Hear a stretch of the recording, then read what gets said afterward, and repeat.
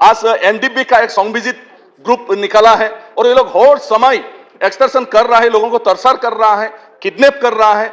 असम में NDP national democratic front of Bodoland उसके साथ लगभग 10 साल बात कर रहा है, अभी तक समस्या समाधान नहीं हुआ है। आज उल्फा अल्फा उसके साथ भी बात चल रहा है, लेकिन अभी तक समाधान नहीं हुआ। तो क्या एक कोई जगह का लोग AK-47 यूज कर सकता है?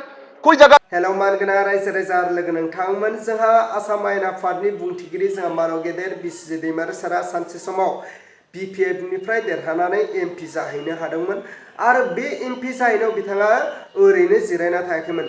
जोंनि बर' हारिजों लोगोसे गोबां हारिनि गोबां खामानि मावदों जोंहा मानव गेदेर बिस्वजित दैमारिसारा। फारसेथिं जोंनि NDP फोरजों लोगोसे गुबुन हारिनि अग्रपन्थिनिफोरनि बाथ्रा मा बुंदों जोंहा मानव गेदेर बिस्वजित दैमारिसारा। दिनै बिथाङा MP जाहैदों होननानै ओरैनो जिरायनानै थायाखैमोन रायजोफोर। स' बिनिखायनो नोंथांमोना फुल भिडिअखौ जोबजासे नायलां। जोंहा मानव गेदेर बिस्वजित दैमारिसारा रोखा रोखा मा बुंहैदों, MP जाहैनानै बै समाव बिथाङा मा बुंहैदोंमोन जोंनि बर' हारिनि थाखाय, जोंनि बर' हारिनि डिमान्डआ मा आरो गुबुन हारिफोरनि डिमान्डआ मा, बेफोरनि बाथ्रा बै समाव मा बुंहैदोंमोन। स' नोंथांमोना फारसेनिफ्राय स्टेप बाय स्टेप नायलांबानो जाबाय। अब्ला आङो स्क्रिनाव होबाय जोंहा मानव गेदेर बिस्वजित दैमारिसारनि बिबुंथिखौ। ये है वर्किंग है, इसके विषय पर जो बात चल रहा है, विशेष करके नॉर्थ ईस्ट में ये जो समस्या है ये बहुत ही अभी बुरा हालत में है। हर समय पर इस बात को यहाँ पर उठाया जा रहा है, लेकिन अब तक इसको सुलझाने के लिए कोई व्यवस्था कर नहीं पा रहा है।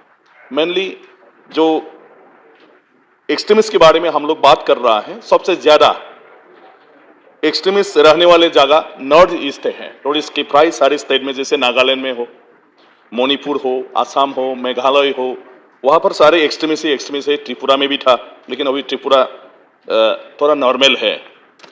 तो मेरा एक अनुरोध है, लास्ट 15 साल से भी ज्यादा वहां की एक्सट्रीमिस्ट ग्रुप के साथ हमारी गृह मंत्रालय की तरफ से बात करके आ रहा है, लेकिन आज तक वहां की जो समस्या है, इस समस्या समाधान करने के लिए कोई भी माने ऐसा व्यवस्था व कोई भी ऐसा सूत्र नहीं निकल पाया है जिससे इस समस्या को समाधान परमानेंटली कर सके।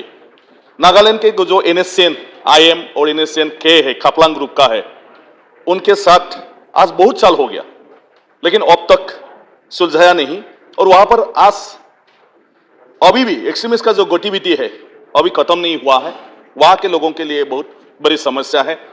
असम में NDP national democratic front of Bodoland उसके साथ लगभग 10 साल बात कर रहा है, अभी तक समस्या समाधान नहीं हुआ है। आज उल्फा अल्फा उसके साथ भी बात चल रहा है, लेकिन अभी तक समाधान नहीं हुआ। आदिवासी के कोबरा बिरसा कमांडो फोर्स ऐसे एक्सट्रीमिस्ट के साथ बात कर रहा है, अभी तक समस्या समाधान नहीं हुआ। मेघालय में ANBC गारो का जो गारोलैंड डिमांड कर रहा था, उनके साथ भी बात कर रहा है, लेकिन अब तक इस समस्या का समाधान नहीं हुआ। और इसी तो बहुत सारे संगठन है जो मणिपुर में भी है, लेकिन इसके लिए समस्या ज्यादा से ज्यादा बढ़ गया। एक्सट्रीमिस्ट एक के बाद दूसरी डिस्ट्रिक्ट ग्रुप में स्प्लिट होते जा रहा है। NDP पहले एक था, national democratic front of Bodoland, लेकिन आज ये 3 ग्रुप में माने बांटा गया। तो मैं सोचता हूं जितना डिले होते रहेगा, इतना एक्सट्रीमिस्ट का ग्रुप डिवीजन होते रहेगा और बढ़ते जाएगा, और इस समस्या को कभी हम लोग समाधान कर नहीं पाएंगे। इसके लिए उस पर स्पेशल अटेंशन देना बहुत जरूरी हो गया है। मैं अनुरोध करता हूं स्पेशली किसी को इसके लिए दायित्व देकर, कोई ऑफिसर्स हो या कोई भी हो, इस जो डिस्कशन चल रहा है एक्सट्रीमिस्ट के साथ सीजफायर करने के बाद, उनके साथ जितना हो सके जल्दी हर महीना में बात किया जाए और विदिन 2 इयर्स 2 साल के अंदर सारे समस्या को समाधान करने का एक व्यवस्था करे।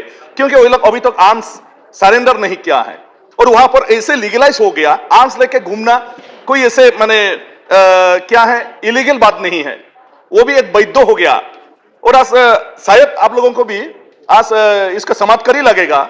लास्ट जो लोकसभा का इलेक्शन है, इसमें एक बैन ऑर्गेनाइजेशन अल्फा का एक रीजनल कमांडर है, उन्होंने आर्म्स सरेंडर भी नहीं किया, आर्म्स भी नहीं दिया, और वो बैन निषिद्ध ऑर्गेनाइजेशन का है। आराम से लोकसभा में उन्होंने नॉमिनेशन फाइल किया, एक्सेप्ट हो गया, इलेक्शन जीत के आज पार्लियामेंट में है। अगर एक बैन ऑर्गेनाइजेशन, अभी मुझे पता नहीं हमारे गृह मंत्रालय में आज जितना भी निषिद्ध घोषित उग्रपंथी संगठन है, जैसे सिमी हो, जो भी हो, क्या उन लोगों को इसी तरह से इलेक्शन खेल के यहां पर एमपी बनने के लिए अलाउ करेंगे? अगर यही होगा तो जरूरी क्या है इस विषय पर बात करने का? इस विषय पर क्या है? आज भी इसको इंक्वायरी कीजिए, आज भी कोई सरेंडर नहीं किया है। अद्भुत बात है ये। इंडिया में अल्फा है, शायद आप लोग सब जानते हैं, और अल्फा ऑर्गेनाइजेशन उनको इलेक्शन खेलने के कारण, क्योंकि वो मेन स्ट्रीम पे आ गया है, इसलिए उसको एक्सपेल कर दिया। लेकिन ये अभी तक सरकार के पास, पुलिस के पास अपना आर्म्स सबमिट नहीं किया, अस्त्र अभी तक सबमिट नहीं किया, तो उसका जिम्मेदारी कौन लेगा? अगर आज वो किसी को उठाएगा, किसी को गोलीबारी करेगा, कौन इसके लिए रिस्पॉन्सिबल होगा? ये बहुत ही चिंताजनक विषय है, इसके ऊपर ध्यान देना चाहिए, मैं अनुरोध करता हूं। और इसके लिए जितना भी उग्रपंथी संगठन है जो सीज फायर में है, सीज फायर होते हुए भी वो लोग आज माने खुलेआम आर्म्स लेके घूमता रहता है, इसको भी थोड़ा माने काबू में रखना जरूरी है। आज आइडेंटिफाई करना बहुत मुश्किल हो गया। अगर कोई इस एक्सट्रीमिस्ट कहीं देखा जाए आर्म्स के साथ, वो लोग ना सीज फायर है ना नॉन सीज फायर है, उसको लेके बहुत मुश्किल है। इसलिए जो लोग सीज फायर में है उन लोगों को दबाव डालो ताकि वो लोग डिजिग्नेटेड कैंप पे आर्म्स रख के अच्छी तरह से रहे, तब माने इस सिचुएशन को संभालने के लिए कामयाब हो जाएगा। अभी वहां का पुलिस का हालत बहुत खराब है। मॉडर्नाइजेशन के बात कहे जा रहा है, पैसा भी दिया जा रहा है, लेकिन पुलिस के रहने के लिए अच्छा जगह नहीं है, भीख गाड़ी नहीं है, वहां पर अच्छा आर्म्स नहीं है। तो इसी हालत में वहां इतना जितना एक्सट्रीमिस्ट वगैरह है, पुलिस कैसे वहां के माने सिचुएशन को कंट्रोल कर सकता है? तो ये एक चिंताजनक विषय है, इस पर भी ध्यान दे। आज बोडोलैंड टेरिटोरियल काउंसिल 6 शेड्यूल के अंदर में एक माने एडमिनिस्ट्रेटिव व्यवस्था है, लेकिन मुझे पता नहीं वहां का जो Bodoland territorial council 6 schedule area है, जो अरेंजमेंट है, वहां के लिए जितना भी सिक्योरिटी लगाया गया है, उसका खर्चा वहां के डेवलपमेंट काउंसिल को देना पड़ रहा है। तो क्या उसको सवारंटी हो गया कि गवर्नमेंट ऑफ इंडिया के किसी स्टेट के पुलिस के लिए वहां का काउंसिल एक्स्ट्रा पैसा देना चाहिए? क्या उन लोगों के लिए सिक्योरिटी की व्यवस्था गवर्नमेंट ऑफ इंडिया के होम मिनिस्ट्री या असम के कोई माने पुलिस डिपार्टमेंट जिम्मेदारी नहीं लेंगे? तो क्या संबंध रहा बोडोलैंड इंडिया के साथ? क्या संबंध रहा? एक प्रश्न है ये।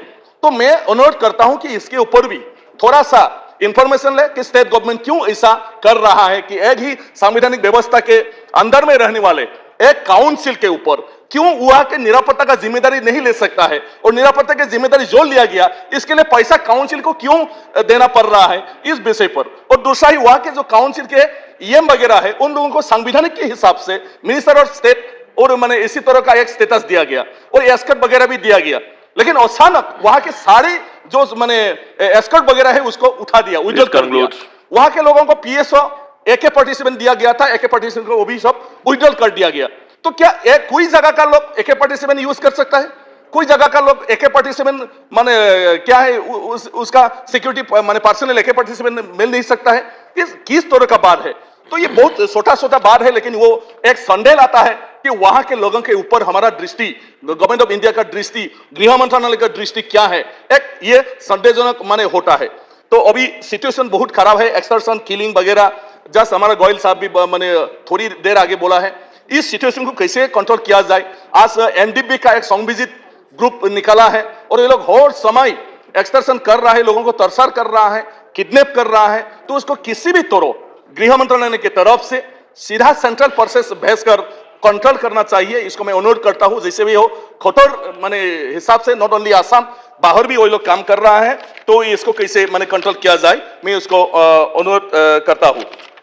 मैं और ज्यादा कहना नहीं चाहता हूं, तो मुझे अनुरोध है अभी का जो वहां का एक्सट्रीमिज्म प्रॉब्लम है, वहां का जो सिचुएशन हो रहा है, इसको जैसा भी हो माने कंट्रोल करना चाहिए, उसके लिए व्यवस्था लेना चाहिए। इसको फिर से मैं अनुरोध करके मैं अपना स्पीच समाप्त करता हूं। धन्यवाद।